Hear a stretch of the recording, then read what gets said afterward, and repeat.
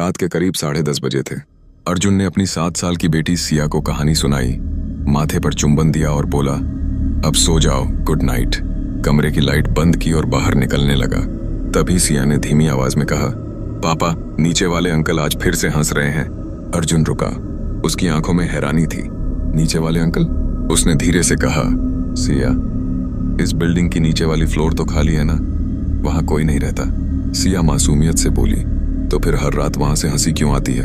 अर्जुन ने बस मुस्कुराकर कहा, शायद बाहर से आवाज आती होगी।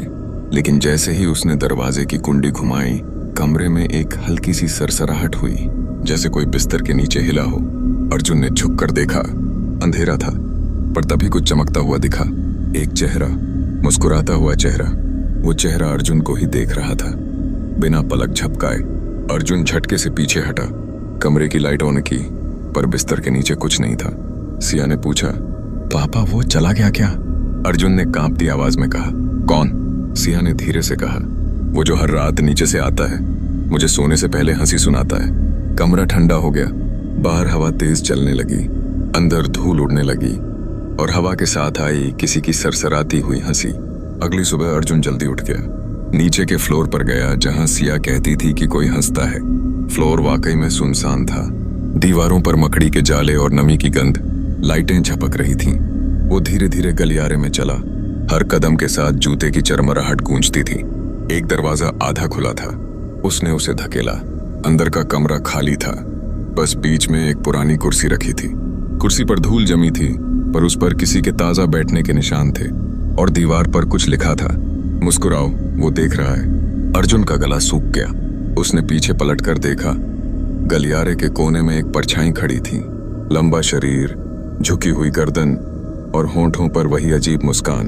अर्जुन डर के मारे ऊपर की ओर भागा। घर पहुंचकर उसने सिया को गले लगाया और कहा, आज के बाद रात को अकेले मत सोना। सिया ने पूछा, क्या नीचे वाले अंकल आ गए थे पापा? अर्जुन ने कुछ नहीं कहा, बस खिड़की बंद कर दी। पर जैसे ही उसने खिड़की की कुंडी लगाई, उसे शीशे में कुछ दिखा। सिया के पीछे कोई खड़ा था, वही मुस्कुराता चेहरा। उस रात अर्जुन ने सिया के कमरे में कैमरा लगा दिया। वो जानना चाहता था कि क्या वाकई कुछ आता है। रात के 2 बजे मॉनिटर पर हलचल दिखी। सिया करवट बदल रही थी। फिर कैमरे में एक और आकृति उभरी। बिस्तर के नीचे से कोई धीरे धीरे बाहर रेंग रहा था। वो आदमी था। चेहरा पूरा सफेद, आंखें गहरी काली और होंठ ऐसे फैले जैसे किसी ने मुस्कान खींचकर काट दी हो। वो सिया के पास जाकर झुका और उसके गाल पर कुछ रखा। एक किस। अर्जुन की सांस रुक गई। उसने तुरंत कमरे की लाइट ऑन की और दौड़ा, पर जब पहुंचा तो सिया अकेली थी। बिस्तर के पास फर्श पर कुछ पड़ा था, एक पुरानी काली सी फोटो। फोटो में वही चेहरा था, वही आदमी, वही मुस्कान। पीछे तारीख लिखी थी 1994 और नीचे लिखा था, गुड नाइट किस। अगली सुबह अर्जुन ने बिल्डिंग के पुराने चौकीदार से पूछताछ की। वो बूढ़ा आदमी सुनकर कांप गया। उसने कहा, साहब, इस बिल्डिंग की निचली मंजिल पहले एक फोटोग्राफर के स्टूडियो की थी। नाम था मोहनलाल।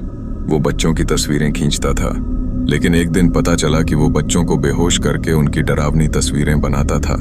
पुलिस पकड़ने आई तो उसने खुद को फांसी लगा ली। पर कहते हैं, मरने से पहले उसने दीवार पर लिखा था, हर बच्चे को मैं आखिरी बार गुड नाइट किस दूंगा। अर्जुन का चेहरा पीला पड़ गया।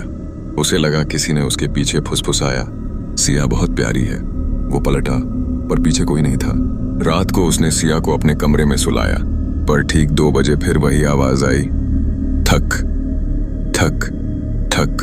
दरवाजा खुद ब खुद खुल गया। कमरे में ठंडी हवा भर गई।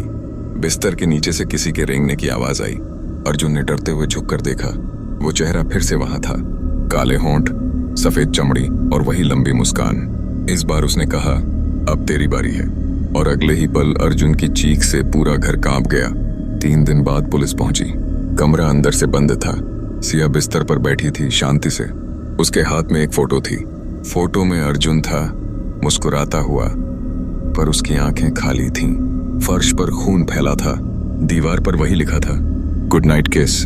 पुलिस ने जब सीसीटीवी देखा तो आखिरी फ्रेम में कुछ ऐसा दिखा कि सबकी रूह कांप गई। एक परछाई झुकी, सिया के माथे पर झुकी और फिर गायब हो गई। आज तक कोई नहीं जान पाया कि वो कौन था, पर जो लोग उस बिल्डिंग में रहते हैं वो कहते हैं, रात के 2 बजे जब हवा रुक जाती है तो बच्चों के कमरे से अब भी कोई आवाज आती है। एक धीमी सी हंसी, और उसके बाद एक फुसफुसाहट, गुड नाइट किस।